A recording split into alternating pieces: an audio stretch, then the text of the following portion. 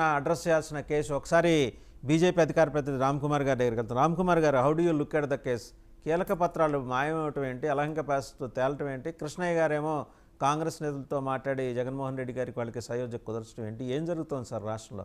మీరెందుకు ఒక జాతీయ పార్టీ, మరి కేంద్రాన్ని రూల్ చేస్తున్న పార్టీ, ఎందుకు ఆంధ్రప్రదేశ్ వ్యవహారాల పట్ల ఇంత నిమ్మళంగా వ్యవహరిస్తోంది? వాసుదేవ్ గారు గుడ్ మార్నింగ్ అండి. అలా మిగతా మిత్రులందరికీ కూడా. ఆంధ్రప్రదేశ్ ని ఎలా వదిలేసామండి?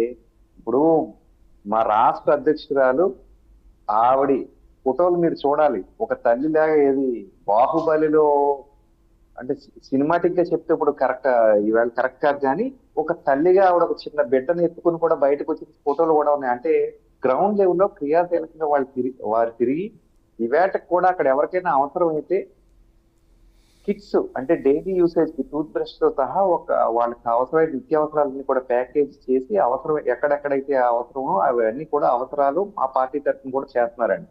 సత్యకుమార్ గారు విదేశాలకు వెళ్ళారు, అనుకోకుండా వరద వచ్చింది, వెనక్కి వచ్చిన కానీ వారు కూడా గ్రౌండ్ లెవెల్లో ఆఫ్టర్ ఎఫెక్ట్స్ ఏంటి ఉంటాయి, ఇప్పుడు రాబోయే రోజుల్లో ఏమేమి ఉంటాయని చెప్పి ఆయన కూడా నివేదిక తీసుకుంటూ గ్రౌండ్ లెవెల్లో తిరుగుతున్నారు. నేను మళ్ళీ ఈ వరద నీరంతా కైకులూరు వైపు వెళ్ళిపోతుందంటే కామినేని శ్రీనివాస్ గారు నిన్న అక్కడ తిరగడం, చుట్టూ వచ్చిన ప్రమాదం ఇరుకోవడం, బయటపడడం, ఇవన్నీ కూడా చూస్తానే ఉన్నారు.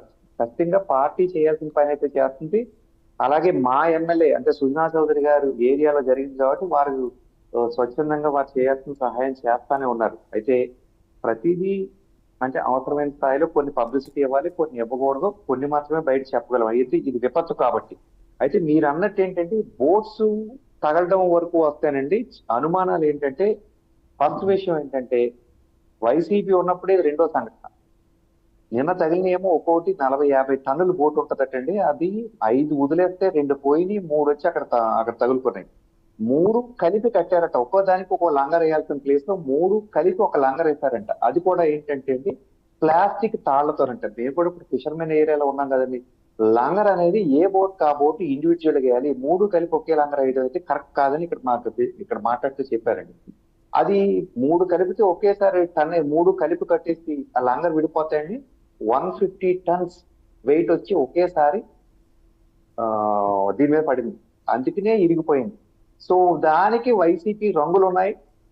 గతంలో ఏంటి డ్రెడ్జింగ్ కోసం ఇదే పోర్ట్లు వాడారు అని అక్కడ ప్రాథమికంగా వచ్చి నివేదిక ద్వారా వాళ్ళ మీద అనుమానాలు వస్తున్నాయి.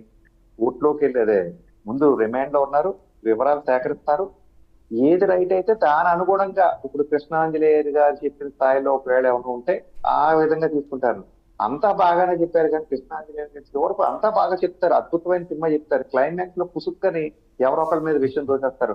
ఈ మధ్య మొన్నటిదాకానే మా మీద చేసేవారు, మా మీద ప్రేమ అనుకోండి, అది కాదు. కానీ ఈవేళ టీడీపీ మీద ఏం చేయాలో అది చెప్తున్నారు. ఆయన ఏంటి, చంద్రబాబు నాయుడు గారికి అక్కడ వరద వస్తే ఇల్లు ఖాళీ చేశారు. ఏమన్నా అక్కడ వరద రాదని ఆయన చెప్తున్నారు, రాదని ఛాలెంజ్ చేస్తే అక్కడ ఉంటున్నారు. మీరు చెప్పేది ఎలా ఉందంటే అండి, దొంగతనాలు 2 సార్లు జరిగినాయి అంటే, లేదా దొంగతనాలు జరిగే అవకాశం ఉందంటే ఇల్లు ఖాళీ చేసి వెళ్ళిపోండి అన్నట్టు కృష్ణాంజలి గారు. ఈ ఒక్క విషయంలో మాత్రం మీతో ఏకీపించడం.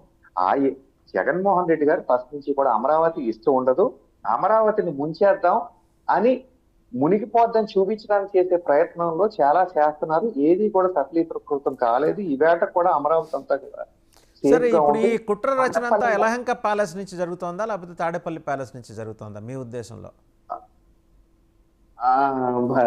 కష్టమైందండి, ఇది కష్టమైన ప్రశ్నే. అంటే చాలా మంది ఎక్స్పర్ట్స్ తాడేపల్లి దాకా రాలేరు కదా, అందుకని వాళ్ళని బెంగళూరులోనే ఉంచి అక్కడి నుంచి మొత్తం ఈ కుట్ర డిజైన్ చేసి తాడేపల్లిలో ఇంప్లిమెంట్ అయ్యేలా ఏమైనా చేస్తున్నారా? అండ్ మెకానిజం ఏమన్నా జగన్మోహన్ రెడ్డి గారు అందుకనే ఫ్రీక్వెంట్ గా బెంగళూరు వెళ్తున్నారా?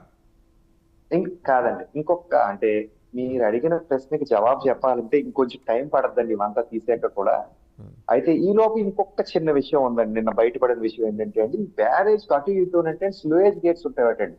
6+4 10 స్లూయేజ్ గేట్స్. అవి డెడ్ స్టోరేజ్ కి వచ్చాక లేపితే కనుక కింద ఉన్న స్లడ్జ్ చెత్త చెదారం అంతా కూడా కొట్టుకెళ్ళిపోతాయంట. అవి లేపాలి, దానికి ఇవి చైన్స్ ఉంటాయంట. ఆ చైన్స్ కూడా మిస్సింగ్ అంటే ఆ చైన్స్ ఉన్నాయన్న సంగతి ఇప్పుడు మనకు ఎలా తెలుస్తుందంటే, అధికారులు అక్కడికి వెళ్ళి చూస్తే కానీ తెలియదు. అంటే వాటి గురించి మీలాంటి వాళ్ళు మనలాంటి అంటే నాలాంటి వాళ్ళు తెలియదు, సామాన్య ప్రజలు.